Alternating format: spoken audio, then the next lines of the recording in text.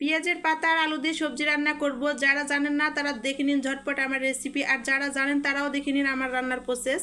তো এখানে আমি পেঁয়াজের পাতা আর আলু কেটে নিয়েছি ঝুরি করে। তারপর দেখেন সব কিছু উপকরণ দিয়ে দিয়েছি, মরিচের গুঁড়া, হলুদের গুঁড়া, বাটা পেঁয়াজ, মাছ, তারপরে টমেটো সব দিয়ে দিয়েছি। এখন আমি দিয়ে দেবো পরিমাণ মতো, মানে রান্নার তেল দিয়ে দিচ্ছি। তো রান্নার তেল দেখেন দিয়ে দিচ্ছি আমার পরিমাণ মতো এখন। আর এই যে দেখুন রান্নার তেলটা দেওয়ার পরে কিন্তু আমি এখন সব কিছু মানে উপকরণের সঙ্গে হাত দিয়ে মানে মাখিয়ে নিয়েছি সবগুলোই সবজি।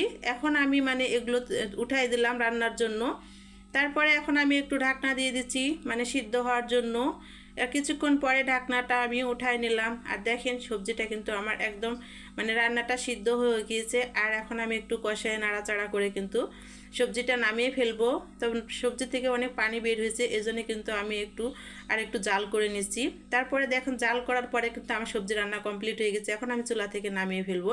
আর দেখেন বাটিতে ঢেলে নিয়েছি। আর দেখেন পেঁয়াজের পাতা আর আলু দিয়ে কতটাই লোভনীয় একটা সবজি রান্না হয়েছে। আপনারা যারা খেতে জানেন না তারা আমার